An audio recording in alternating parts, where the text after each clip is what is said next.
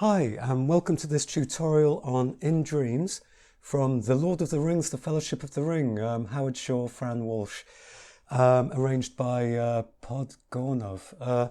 So basically this is from Trinity Grade 6, and this is from Trinity Grade 6, not in the current year. The current year is 2022. Made me think for a while because it's January. Anyway, so this is from the previous Trinity, and if you get the extended edition of this current year's Trinity, you get a PDF included, which has this In Dreams. It's laughably easy. It's ridiculously easy. So it's part of my series on the easiest way basically to pass, get yourself a grade 6 piano, or even get a distinction. Part of my thinking for this, it was sparked off because I've got a student who wanted UCAS points. So I'm like, okay, what's just going to be the quickest, most pain-free way of just getting easy UCAS points? So my recommendation is ABRSM performance exam. They allow you to have a fourth piece from anywhere, and this piece is just laughably easy. So it's like, yeah, do this. Plus, it's quite a nice piece to play. It's fun. It feels good. It's a bit sweet, but I think, for most people that's a good thing. So I guess I'll just run through it and play it. You have to sing, you have to imagine, and in fact, if you want to do more than just pass this piece, and a lot of my comments are, don't just pass it, do really well at it, why not? Although passing it is easy. To do well, you want to imagine that when you're playing,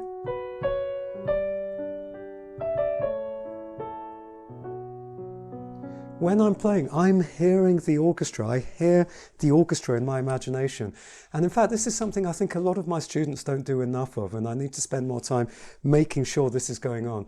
Most pianists, most good professional classical pianists, at any given moment when they're playing, chances are they are imagining an orchestral texture in their head, or a singer, or something that's not a piano. So if I'm just hearing a piano,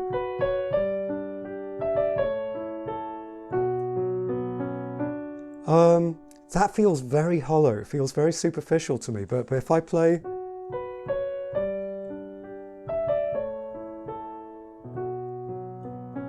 I'm hearing an orchestra, and it changes the way that I play completely.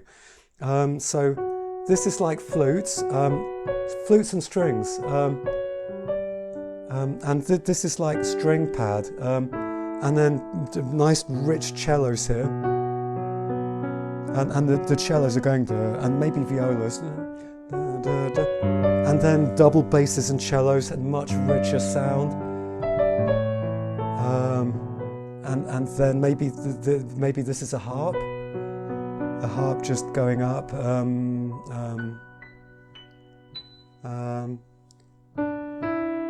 maybe some horns here,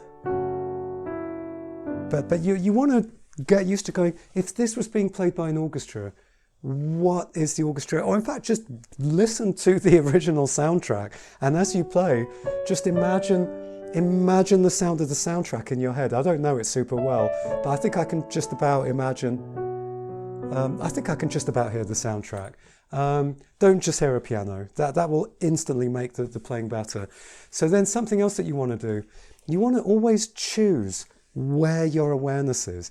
So what might be tempting, the right hand here is really easy, you don't need to move your hand, but here, and then, now what most people will do, which is not good, what most people will do is they'll go,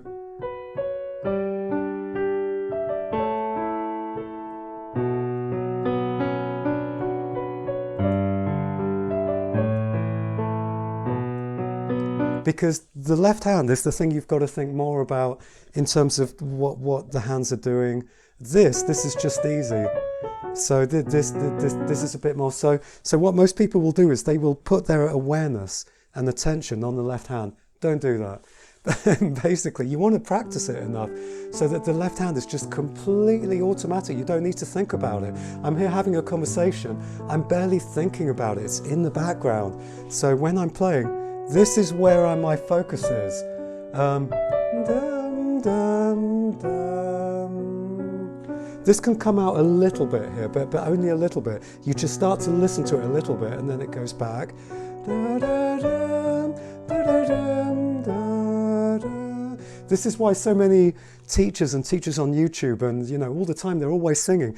It's a reflection of where your awareness is. You don't want to be playing boom, boom, boom, boom, boom, boom, boom, boom, boom, boom. You want to be going da, da, da. I don't know what octave to sing in. Da, da, da, da, da, da, da, da. And another reason for doing that, what most people will do is when they get to here, and they play the left hand, it's like this note has stopped existing completely. It's like it dropped off the end of the earth. And then it just doesn't exist. But you want to still hear it. Still listening to that note, decaying. Da, da, da, da, da, da. Still listening to that note. It hasn't disappeared. This will affect how your audience, and by audience it can be your mum or dad or your dog, but when you play you need to think that there is an audience and what are they listening to? And if you're just listening to,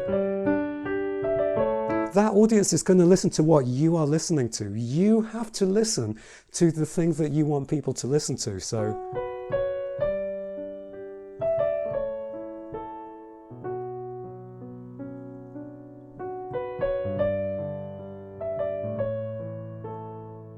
now, hopefully you can tell by a magic telepathy that I am listening to that melody, even when I'm then playing the left hand after it. This is important if you want to play this kind of stuff well. So anyway, something else that I recommend, when you get to bar 1, so this is bar 1, this isn't bar 1, that's the bar, that's the pickup bar. This is bar 1. Now here, do not play this E in the left hand loudly, because then it gets in the way of your melody. That's your melody. So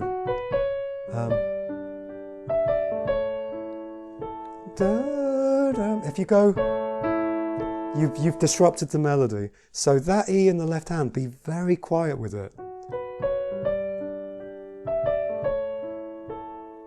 And really follow that right hand. And also, yes, something else I wanted to say as well. Oh, this is going to end up being much longer than I thought. Oh, this will be really quick, this one. But all of a sudden, I do want to look at sort of various nuances and stuff in here. So if we play it absolutely metronomically, 1, 2, 3, 4, 1, 2, 3, 4, 1, 2, 3, 4, 1, 2, 3, 4, 1. No, you have to pull this around. And it's romantic. You will be expected to pull this around. And one thing that I like to pull it around, these semiquavers or 16th notes at the end of the second beat, here in bar 1, I think they should be fast and delayed. So instead of this, which is correct, instead of that, I think so much more emotion. And I'd say, you know, it's quite Celtic, this melody. I don't know an awful lot about Celtic music, but I'm willing to bet that Celtic music has that kind of...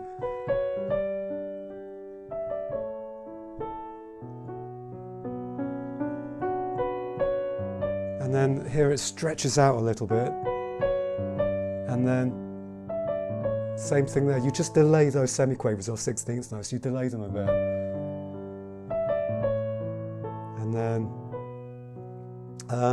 And then I recommend changing the distribution of the hands here. Right hand, and then left hand for the top 2 notes. Because as I explained in the piece that I literally just did a tutorial for half an hour ago, the Glié, when you put your left hand over and do this kind of thing, bearing in mind that your audience is usually to your right, you're on the wrong side, it looks very theatrical and it gives a lot of emotion. So imagine you're to my right and I go...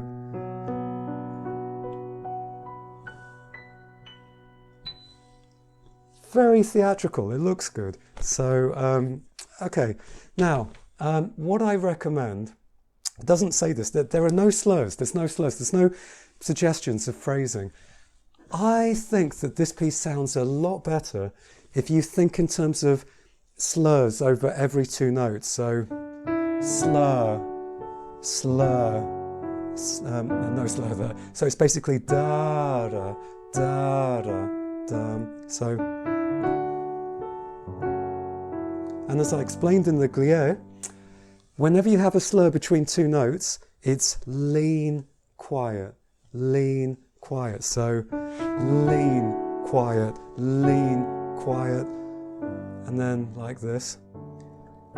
Lean, quiet, lean, quiet.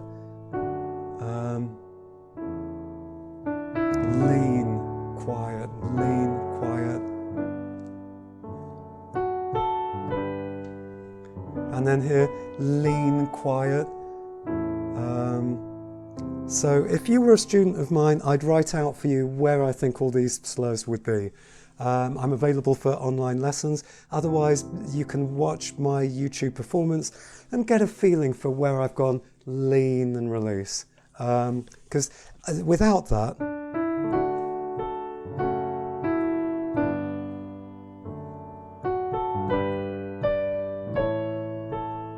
which is I think how most people will want to play it and how I played it at first. But I think, don't you agree, it sounds better if we go...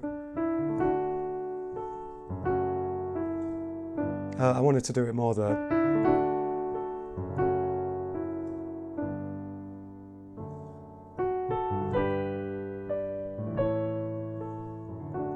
I think it sounds so much better that way. So that's a suggestion. Also, your chord weighting has to be really good. You can't go...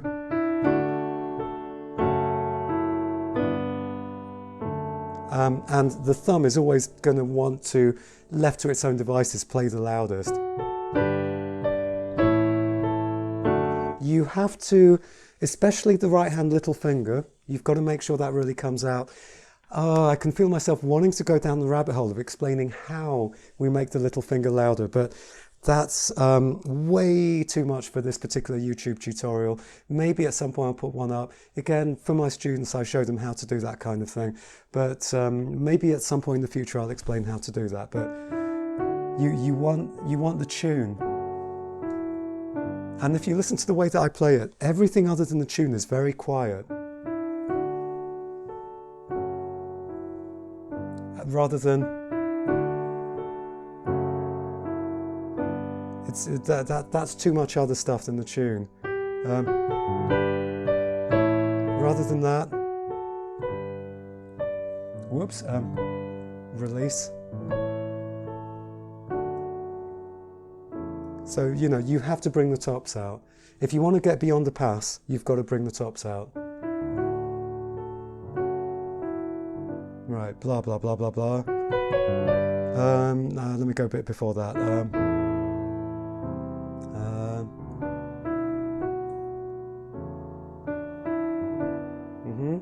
Oh, yeah, here, I'm tempted to just hold that D. I'm tempted to hold the D as I go to the next chord, rather than let go. It's very tempting, and I think I did. I think in my video, I held on to that D before we go. This starts to grow, but then it calms down. Don't make too much of that, because a few bars later, it really is going to become a climax at that point. And then back down, nice chord weighting. Now here, I think there's a misprint here, because how can that be a semibreve at the top in voice A? 1, 2, 3, 4, and apparently you still want to be holding on to that F sharp. I don't think so. I think this is a misprint. I think that F sharp semibreve that is supposed to be the melody, that is a dotted minim. I don't know what that is, a dotted half note for Americans. And then 1, 2, 3, Then that F sharp turns into da dum da. So I think that is supposed to be a dotted minim or a dotted half note. 1, 2, 3, 4, 1. So yeah, just watch out for that. I think. Okay, and then now here we want to start exploring. What do we do with our hands to get a little bit more volume here, especially in a way that brings out the top.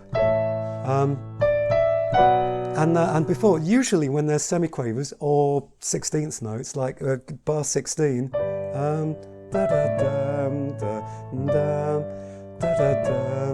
they're late and sped up. Here, bar 20 is the opposite. So bar 20,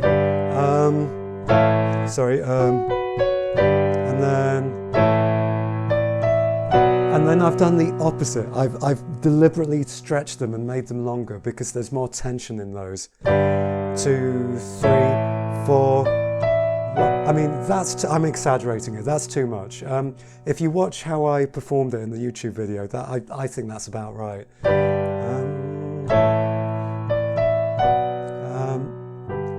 And then we come down, and then I think this is new. So I don't think it's all the same volume. I don't think that it's I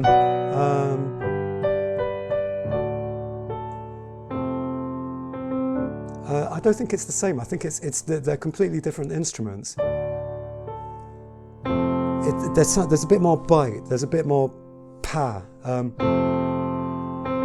And I do not agree that these Cs, these C naturals, should be accented. Ba, ba, ba. What they've written is, and then, I don't think so. I think they need tenutos or something. Da, da, da. It's not da, da, da. Yeah, the tenutos, I think, because you want to go da, da, da. You don't want to rush them. It's not like you don't go, and then you don't go. So absolutely not, and I think that's what they mean by the accents. But oh, too much. They're like almost tolling bells, I think. They can go a little bit more in the background. This, I think, is sped up.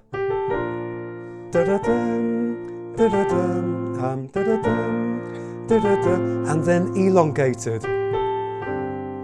Really works for me.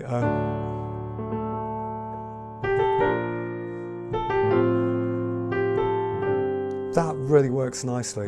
Crescendo, much richer. Not too accented. If anything, these are accented more. And then start to come down in volume a bit. Now it then says stop pedal and then play this. I disagree. I completely disagree.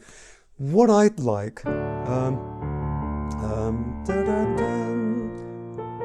and then I hold on with the pedal and then bring this in like they overlap. And I think that this section at the end of 28, I think it goes faster. So this is all majestic, big landscapes, big New Zealand landscapes, big, and then it goes a bit faster, I think. Maybe that was a little bit too fast. And by the way, this piece it's laughably easy. I pretty much sight read it, but when I recorded it, I got to bar 29 onwards and then went, I can't sight read that. I actually have to do a little bit of learning it, particularly I think round about bar 33. But yeah, it's not so difficult. So we've had overlap. Do not focus on the left hand. It is the background. Learn it so that you don't need to think about it. You can focus on the right hand. Do not be one of these people that just follows everything the left hand does. Don't do it. So, if anything, you look at the tune.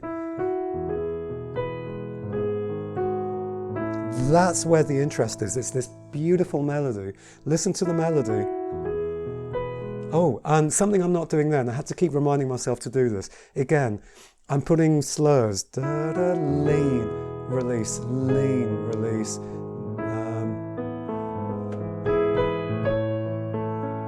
Whoops. Yeah, I told you I couldn't sight read that.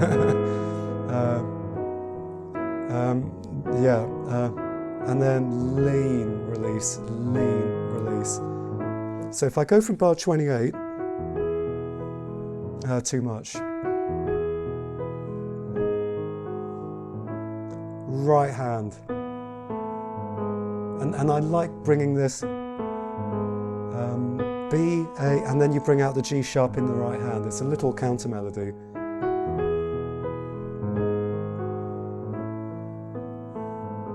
And then really bring this tune out. Whoops. Lean, release. Right hand.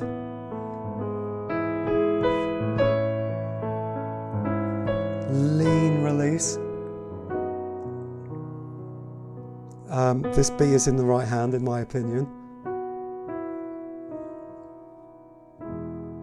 And make sure you have a nice weighting with this chord, that you've got lots of that E at the top. That's it pretty much. It's nothing really much more complicated than that. You know, I showed you some more advanced stuff about how to really make it sound good. Don't overdo those things. You know, you don't want to, and you have to feel them. They've got to be genuine. You can't play like this. I mean, well, I suppose you can. It just sounds a bit contrived. That's genuine, as opposed to I'm going to try and be contrived. It's too much. It's too much. You have to genuinely feel it.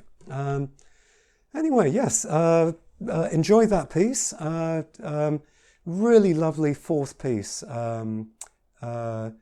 Very, you know, it's got really nice emotions to it, so it's a beautiful piece. If you enjoyed this video, if it was useful for you, do show your appreciation, press like, press subscribe. It's going to help me grow the channel. Do leave some comments as well. It'd be nice to have more comments on the videos, and I will see you on the next tutorial, so take care and bye.